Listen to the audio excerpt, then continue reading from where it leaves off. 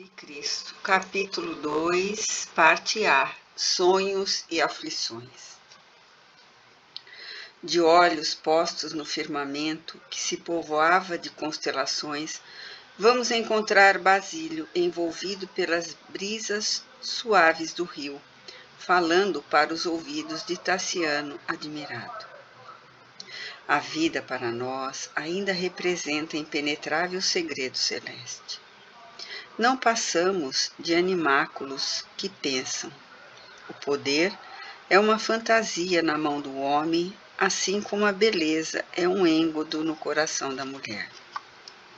Visitei o Egito em companhia de 2 sacerdotes de Amatunte, e ali encontramos variados remanescentes da sabedoria imortal. Estudei minuciosamente nas pirâmides de Gizé os problemas da vida e da morte, entrando em cogitações profundas sobre a transmigração das almas. O que aprendemos em nossos cultos exteriores é mera sombra da realidade. A truculência política dos últimos séculos prejudicou em toda a parte o serviço da revelação divina. Creio assim que nos abeiramos de tempos novos. O mundo tem fome de fé viva para ser feliz. Não admito estejamos limitados à existência física, e o Olimpo há de ampliar-se para responder às nossas aspirações. Não acreditas, porventura, interferiu o interlocutor preocupado, que nos basta a felicidade coletiva, a confiança pura e simples na proteção dos deuses dentro do culto aos nossos antepassados? Sim, considerou o ancião. Simplicidade é também uma das faces do enigma.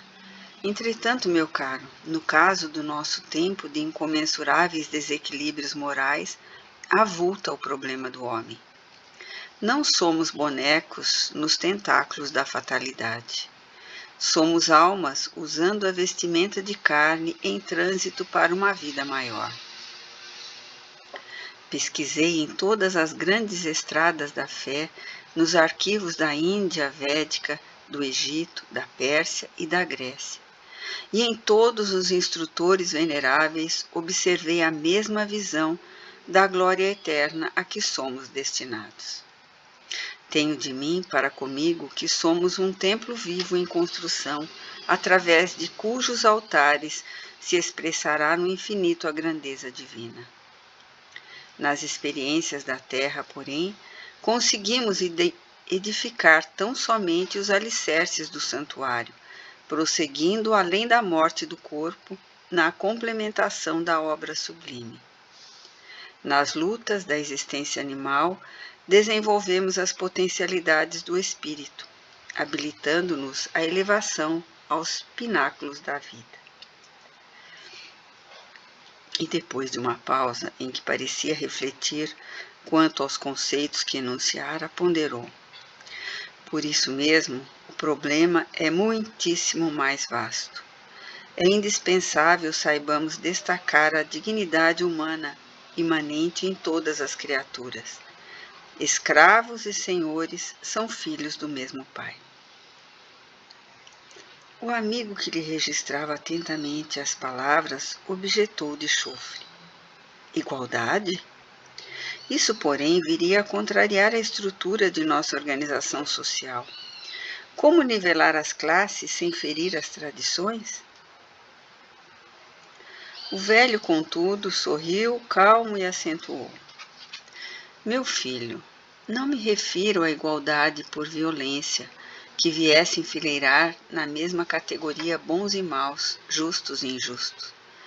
Reporto-me ao imperativo de fraternidade e educação. Compreendo que a vida é semelhante à grande máquina, cujas peças vivas, que somos nós, devem funcionar harmoniosamente. Há quem nasça para determinada tarefa, à distância da nossa, como existe quem veja o caminho comum de maneira diferente dos nossos olhos. Atentos à certeza de que o nosso espírito pode viver na Terra vezes inumeráveis, modificamos o curso de nosso trabalho de existência a existência, como o aprendiz de letras primárias envolve, pouco a pouco, para as mais altas expressões de cultura. Não vemos, pois, como nivelar as classes, o que seria impraticável. O esforço pessoal e o mérito resultante são fronteiras naturais entre as almas aqui e além. A hierarquia existirá sempre como sustentáculo inevitável da ordem. Cada árvore produz segundo a espécie a que se filia, e cada qual merece mais ou menos estima, segundo a qualidade dessa mesma produção. Substituamos assim as palavras senhores e escravos por administradores e cooperadores, e talvez atinjamos o necessário equilíbrio em nosso entendimento. Buscando suavizar o diálogo, o ancião fez pequeno intervalo e acrescentou sorridente: precisamos de mais humanidade para sermos realmente humanos. Não é justo o cativeiro da sensibilidade e da inteligência. E a fim de que o nosso mundo se adapte à perfeição que o espera, é imprescindível tenhamos bastante coragem de raciocinar em termos diversos daqueles que vão regendo a nossa jornada coletiva de milênios para cá. As condições de luta e aprendizado na Terra alterar-se-ão totalmente quando compreendermos que somos irmãos uns dos outros. Tassiano, na essência, não esposava semelhante ponto de vista. Nunca pudera ouvir a palavra fraternidade sem revoltar-se. Contudo, menos impulsivo agora, rememorava as conversações que mantivera com o pai em outro tempo. Basílio era um autêntico sucessor de Quinto Varro. Admitiu que o novo amigo estaria igualmente impregnado da mística dos nazarenos, mas detestava ainda o cristianismo para fazer qualquer pergunta.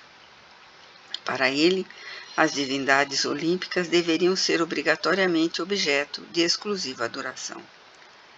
Anos antes teria explodido em considerações rudes e contundentes, mas o sofrimento moral lhe havia alterado o modo de ser e, no fundo, não desejava desfazer tão bela amizade.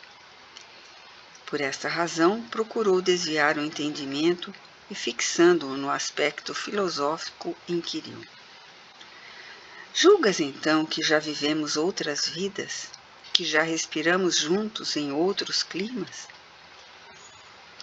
O velho bem-amorado afirmou convicto: não tenho qualquer dúvida, e assevero ainda mais que ninguém se encontra sem objetivo. A simpatia ou antipatia não se fazem num minuto, são obras do tempo. A confiança com que nos entendemos, os laços de afeição que nos aproximam desde ontem, não constituem simples eventualidade. O acaso não existe. Certamente, forças superiores e intangíveis nos reúnem, de novo, para algum trabalho a realizar. Procedemos do passado, assim como o dia de hoje é a continuação do dia de ontem, na sequência das horas. Na Terra, experimentamos e somos experimentados, em marcha constante para outras esferas, e de mundo em mundo, como de degrau a degrau alcançaremos a gloriosa imortalidade. As considerações transcendentes, de certo, iriam longe, mas Lívia e Blandina surgiram de súbito e os convidaram prazenteiras para um leve repasto de frutas e refrescos. Os dois amigos aqueceram contentes. Tassiano, naquela segunda noite de palestra, mostrava-se mais alegre, mais expansivo. Reportou-se ao contentamento da filhinha na expectativa de afeiçoar-se mais intimamente à mestra e comentou os planos que ele mesmo delineara feliz. Basílio passaria a residir numa casa próxima da Vila Vetúrio, onde o afinador encontraria amplos recursos para instalar-se dignamente com a filha. Estariam todos, desse modo, em permanente comunhão. E o entusiasmo, que é sempre o responsável pelos milagres da alegria, materializou o projeto sem perda de tempo. Numa semana verificou-se a desejada alteração. Pequeno sítio foi alugado para o filósofo e a primeira manhã de passeio para Tassiano, Lívia e Blandina despertou numa admirável festa de luz.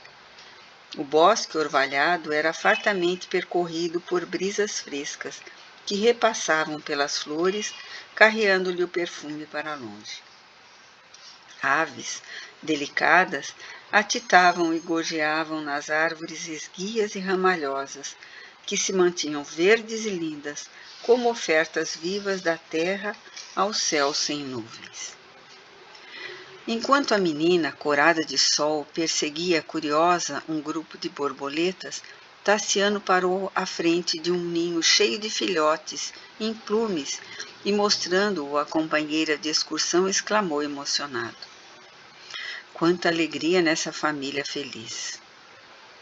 A moça contemplou o quadro com grande enlevo e concordou contente. A natureza é sempre um livro divino.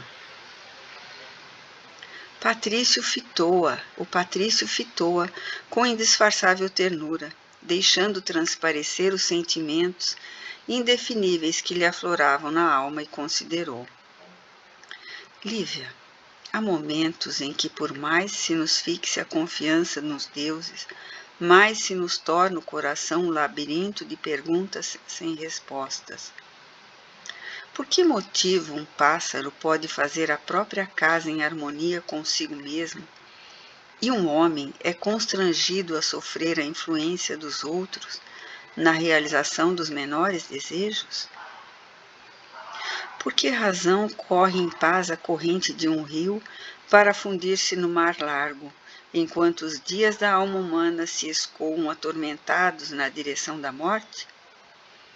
Haverá mais clemência nas divindades imortais para os seres inferiores? Seremos, porventura, consciências caídas no integral esquecimento de si próprias, algemadas à terra para serviços de purgação? A jovem, que se conturbara ante a chama afetiva que lhe resplendia no olhar, pronunciou alguns monossílabos, evidenciando o propósito de modificar a conversação. Mas Tassiano, encorajado com o rubor espontâneo que assomara a face da interlocutora, prosseguiu carinhosamente. Sempre admiti que as tradições familiares devem nortear os nossos sentimentos. Casei-me, por isso, em obediência a elas, e dentro delas formei a pequena família que me segue os passos. Procurei na esposa que os deuses me trouxeram uma irmã para a viagem no mundo. Suponha que o amor, tal como o vemos na existência comum, gerando tantos crimes e tantas complicações, não passasse de mero impulso plebeu das almas menos afeiçoadas à dignidade social. Sinceramente, não surpreendi em Helena a amiga que meu espírito aguardava. Tão logo se nos fez mais íntima a experiência em comum, percebi a distância moral em que nos situávamos. Contudo, nela encontrei amorosa mãe para minhas filhas e conformei. O moço esboçou amargo sorriso e continuou. A vida não foi feita de encomenda para nós, de vez que somos subordinados dela, como o dever de aproveitar-lhe as lições. Cerrei assim as portas do ideal e passei a existir como tantos outros existem, apagando em mim mesmo qualquer despertamento do coração.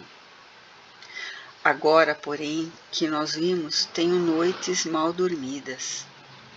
Penso em alguma surpresa da sorte que me faculte a felicidade de aproximar-me de ti, com liberdade bastante para oferecer-te o que tenho. É pouco, bem sei, mas é o coração inteiro que deseja restaurar-se para ver-te feliz. Tenho imaginado uma vida nossa, essencialmente nossa, à distância desse sítio onde muitas recordações aflitivas me vergastam a alma. Levaríamos conosco Blandina e teu pai, afastando-nos de tudo o que possa alterar o ritmo de nossa aventura. Mas seria justo imaginar um plano tão arrojado sem ouvir-te? O moço fitou-a com enternecimento, ansioso por verificar-lhe o estado d'alma, notando-lhe a ternura nos olhos marejados de lágrimas que não chegavam a cair. Conhecendo-nos há alguns dias, prosseguiu o moço romano, sensibilizado.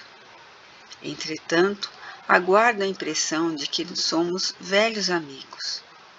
Minha esposa é a primogênita, que se afinam imensamente uma com a outra, demorar-se-ão largo tempo em Roma. Não desejo acusá-las de ingratidão, mas tenho razões para supor que ambas não registrariam por muito tempo a ausência de Blandina e a minha própria ausência. Somos em casa duas pessoas colocadas à margem. Tenho refletido, pois na possibilidade de uma renovação, não julgas possível nossa felicidade em outra parte? Abandonaríamos as Galhas e procuraríamos uma terra diferente, na Ásia ou na África? Relanceando o olhar pelo arvoredo farto, continuou. Esta herdade, não obstante a beleza de que se reveste, é o túmulo das mais belas esperanças de minha mocidade. Um sopro de morte aqui me transformou o destino. Há momentos em que desejaria incendiar os bosques, destruir as plantações, derrubar o palácio e dispersar os servos para arrancar um novo mundo de minha própria solidão.